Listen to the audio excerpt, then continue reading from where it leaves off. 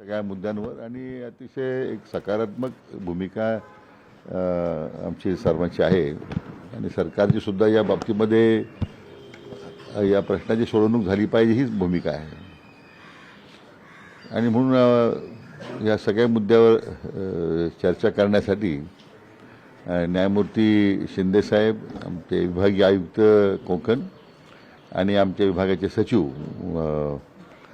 आमच्या समितीचे सदस्य सचिव हे त्यांच्या समेत चर्चा करण्यासाठी जाणार आहेत आणि चर्चा झाल्याच्या नंतर मग आणखीन काही मुद्दे उपस्थित होतील त्यावर पुन्हा आम्ही समिती चर्चा करू.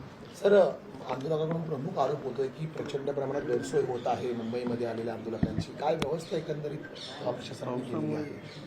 नाही, आता पाऊस जास्त होता तरी नंतर रात्री माननीय मुख्यमंत्र्यांच्या चर्चा झाली आणि मग मला वाटतं आता बऱ्यापैकी तिथे लाईटची, आता पाण्याची सोय करण्यात आली, त्या ठिकाणी सॅनिटेशन वाढवण्यात आलं आहे, ज्या ठिकाणी जागा उपलब्ध आहे मग तिथे खड्डे भरावेत ज्यामुळे आंदोलक जे आहे त्यांना त्रास होणार नाही.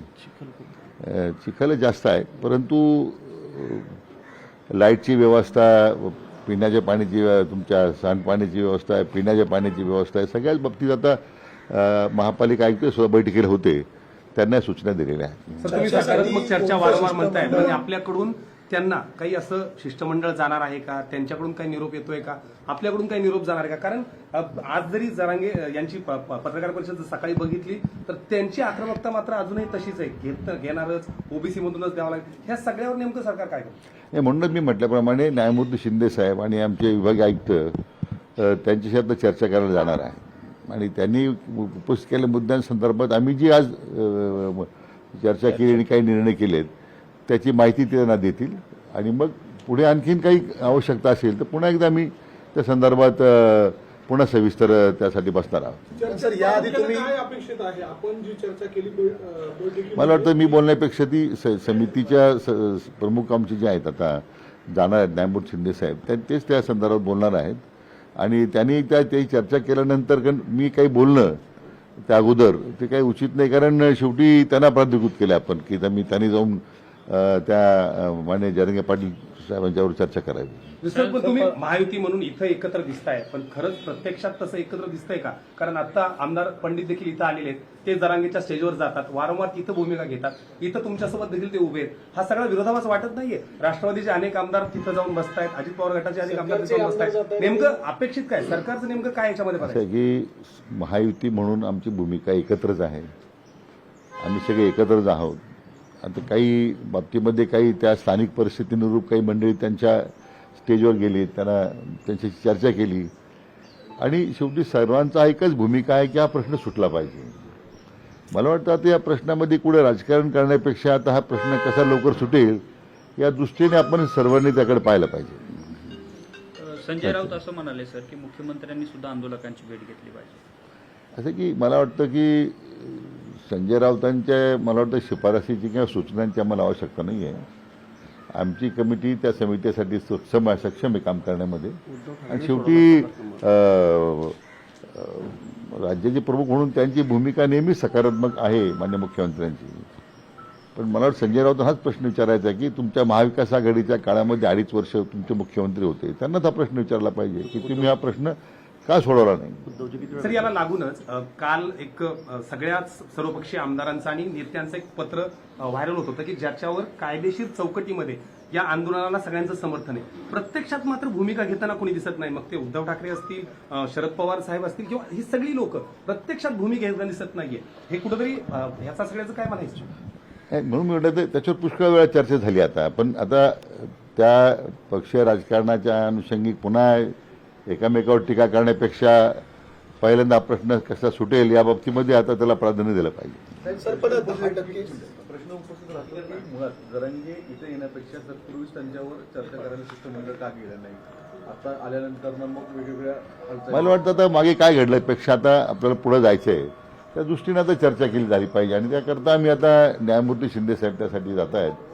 आणि मग चर्चा होईल पुढे आणखीन कसं त्यातून मार्ग निघेल तो काढण्याचा प्रयत्न करू. मुख्य मागणी त्यांची तुम्हाला ही वास्तववादी वाटते का असं की आंदोलन- मधूनच आरक्षण मराठा समाजाला द्यावं? कारण आधी 350 जाती आहेत ओबीसी आरक्षणामध्ये आणि सामाजिक एकंदरीत जर आपण पाहिलं आर्थिक सर्वेक्षण केलं त्यामध्ये हे घटकामध्ये बसतंय का? मला वाटतं त्याच्या प्रश्नाचं उत्तर आज देणं शक्य नाही, आज मी देणार नाही, कारण विस्ताराने चर्चा केल्यानंतर त्या बाबतीमध्ये शिंदेसाहेब स्वतःच त्यांच्याशी बोलणार आहे. मला वाटतं त्यांना आता तो अधिकार प्राधिकृत केलेला आहे, एकदा त्यांची चर्चा होऊ देत मग मला वाटतं सविस्तर बोलता येईल. मुंबईसारख्या ठिकाणी शेअर मार्केट या सगळ्या भागात आहे, शनिवार रविवारी म्हणून जास्त त्याचा प्रभाव जाणवत नाही, पण इकॉनॉमिकल कॅपिटल देशाचं आहे. अशा पद्धतीनं काल ज्या पद्धतीनं रस्ते थांबले गेले, वाहतूक थांबवली गेली, अनेक गोष्टींवर त्याचा परिणाम होते. अशाच पद्धतीने राहिलं तरी म्हणजे कसा तिढा काय नेमकं होणार आहे मुंबईसारख्या ठिकाणी? ते पण असं आहे की मराठा आरक्षणासाठी जी मंडळी मुंबईत आलेली आहे तो त्यांचा हक्क आहे, अधिकार आहे. त्यासाठी मुंबईहून थांबली आणि मुंबई थांबणार आहे या मंडळाला माझ्या दृष्टीने काही तर मी त्याच्या गोष्टी समर्थन करत नाही. प्रत्येकाचा पूर्वी अनेक मोर्चे या शहरामध्ये निघाले वेगवेगळ्या घटकांचे, त्यावेळी काय मुंबई थांबली नव्हती का?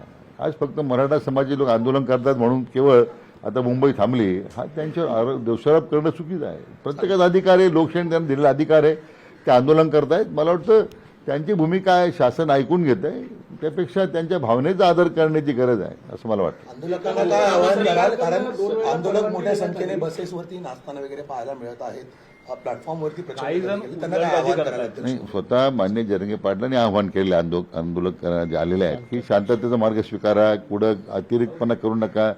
आता काही समाजकंटकही त्यामध्ये घुसले असतील की आमचं आंदोलन बदनाम करण्यासाठी, तर त्याच्या बाबतीमध्ये त्यांनी अति स्पष्ट इशारा दिलेला आहे. मला वाटतं ते स्वतःच आव्हान करतायत आणि आमचं सुद्धा तेच आव्हान आहे की आंदोलनाचं जी काही सध्या जी भूमिका आहे की आंदोलन ज्या पद्धतीने चाललेलं आहे शांततेनं त्याचा कुठेही विपरीत काही मंडळींनी करू नये असं माझी त्यांना विनंती आहे. सर, रोहित पवार किंवा असे अनेक विरोधी पक्षाचे आमदार जाणीवपूर्वक की रेस्टॉरंट बंद केले आहेत, वीज तोडली, ह्या सगळ्या आरोपांकडे कसं बघतायत? जाणीवपूर्वक केलं जाते? अशी कुठे वीज तोडलेली नाही आहे. असं की मान्य हायकोर्टाचा एक निर्णय आहे मान्य उच्च न्यायालयाचा की आझाद मैदानाला 6 नंतर परवानगी देऊ नये, तिथं लाईटची व्यवस्था होत नाही. आतापर्यंत असंच घडलेलं आहे. तरी आपण पर्यायी व्यवस्था म्हणून तिथं त्या ठिकाणी विजेची रात्री केली.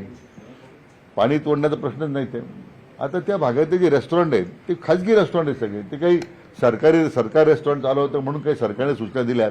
त्या लोकांनी त्या खाजगी रेस्टॉरंट चालकांनी का ते बंद केलेत हा त्यांचा प्रश्न आहे.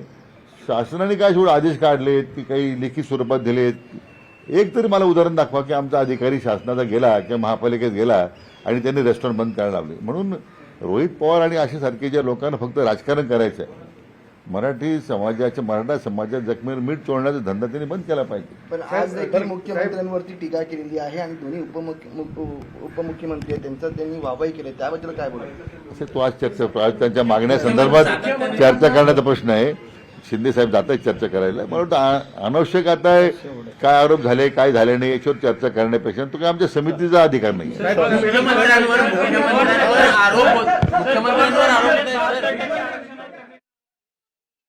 यांच्या सोबत आता चर्चा करणार असल्याचं विखे पाटील यांनी म्हटलेलं आहे. उपसमितीची ही बैठक संपन्न झाली आहे.